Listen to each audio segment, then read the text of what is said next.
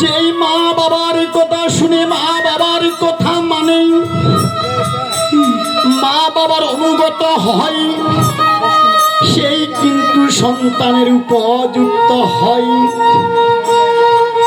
এই যে গীতাতে শ্রীকৃষ্ণ বলেছেন, হে অর্জুন,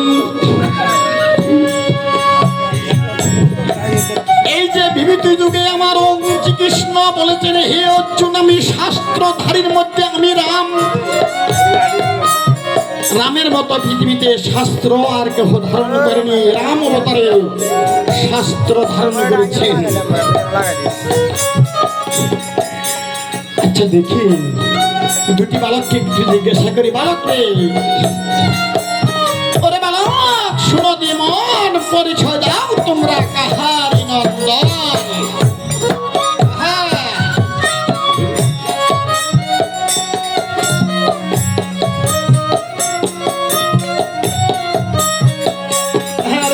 বলতে পারে যে কুল বলতে পারলো, বলো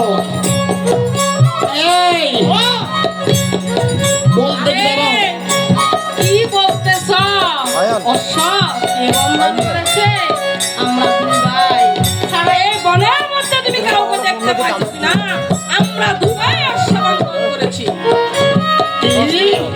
তোমরা দুই ভাই অশ্ববন্ধন করেছো? আমরা দুই ভাই অশ্ববন্ধন করেছি। অশ্বটা ছেড়ে দাও বলছি।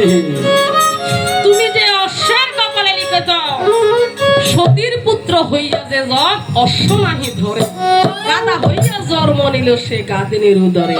আর আমরা বিনা যুদ্ধে অশ্ব ছেড়ে দিয়ে আমার মাকে গাদিনী বলে তোমার কাছে পরিচয় দেব না? না, যুদ্ধ বিনা আমরা অশ্ব ছাড়বো না। তাহলে এই যে দুগ্ধ বর্ষ তোমরা দুটি বালক বন্ধন করেছো? আমরা দুটি বালক বন্ধন করেছি। আরে আমরা দুগ্ধ পোষ্য বালক হলে কি হবে? আমরা ক্ষত্রিয়ের ঘরে জন্ম, আমরা দুগ্ধ বিদ্যা শিক্ষায় শিক্ষিত। আরে কি বলে, আসলে বালককে ঠাট্টা করেছিস নাকি আসলে? যুদ্ধক্ষেত্রে বোঝা যাবে আমি করছি না তুমি করছো। তাহলে বিনা যুদ্ধ অশ্ব ছেড়ে দিবি না? পাত্র মিত্র ঘণ্ড মাহাত্য বাজাও।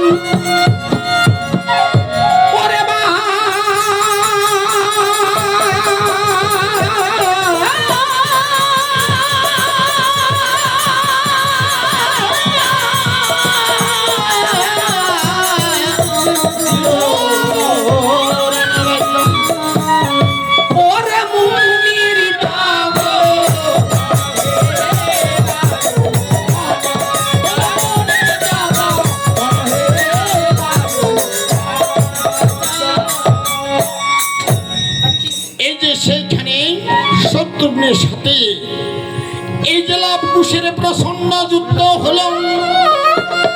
আর যুদ্ধ করিতে করিতে শত্রুঘ্ন 3টা দিন জয় করে দক্ষিণ দেশে প্রাণ হারাইলেন। আর এদিকে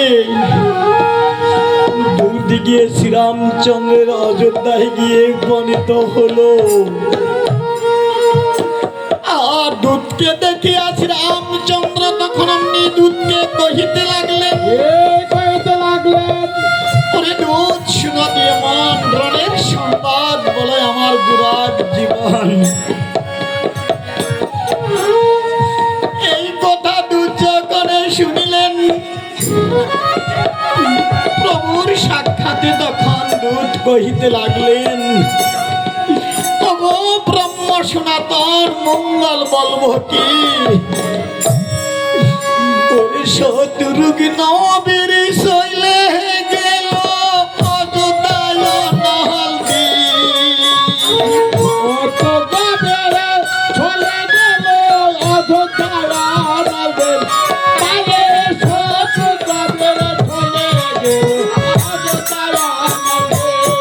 এই কথায় আজকে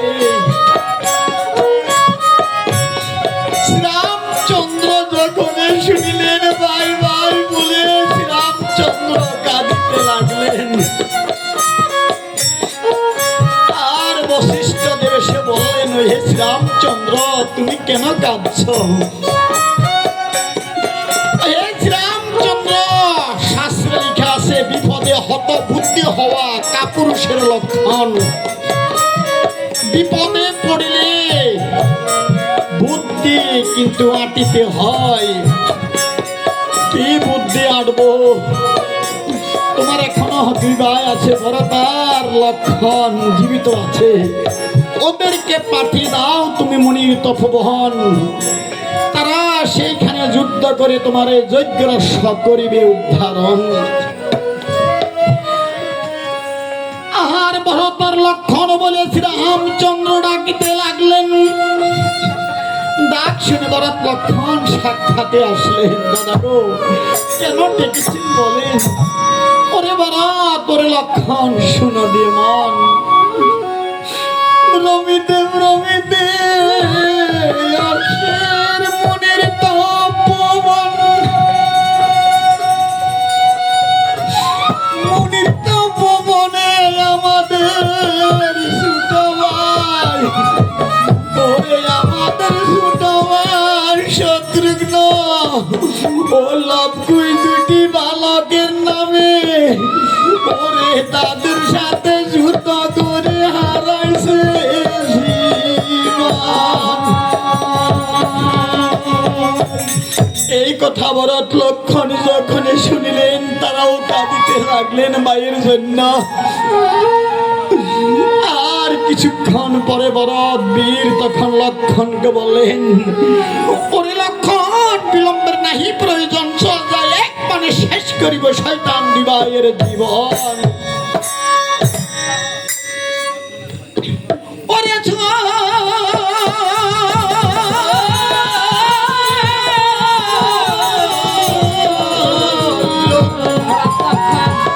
ভরত লক্ষণ, ওরে রামি গুনা গুণ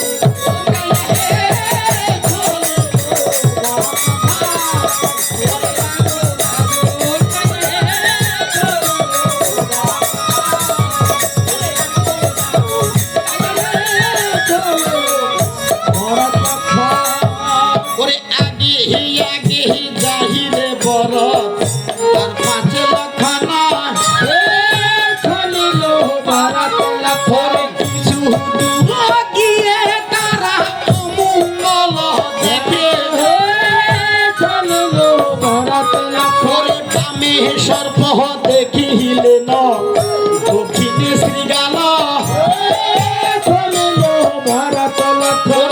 অমঙ্গল দেখে দুই ভাই বাবে মনে মন চলিল ভরত লক্ষণ। যাত্রাকালে বামে সর্প দেখিলে, দক্ষিণ পাশে শ্রীগাল দেখিলে অমঙ্গল হয়। ওরে তা দেখিয়া দুই ভাই আমার ওই রাজে গমন চলিল ভরত লক্ষণ।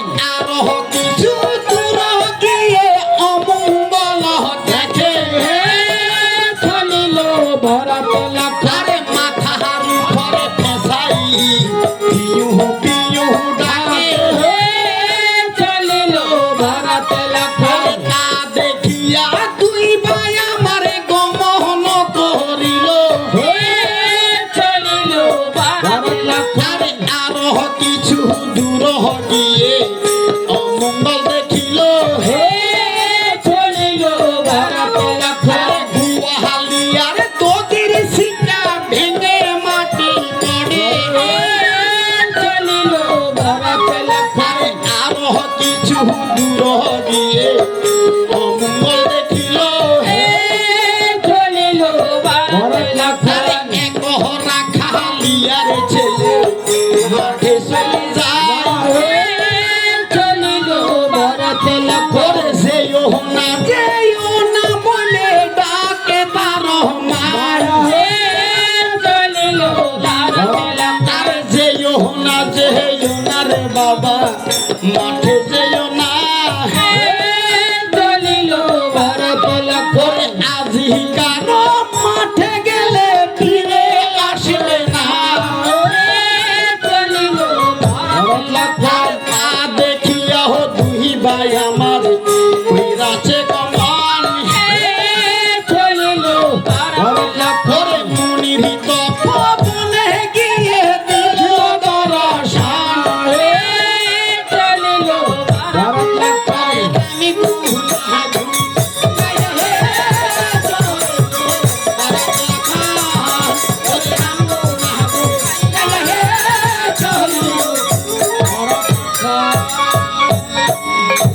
আর দিকে মৃত ভুবন গিয়ে তখন বড় তার লক্ষণ কি করলেন, মায়ের মৃত দেহ খানা তখন আপনি খুঁজতে লাগলেন।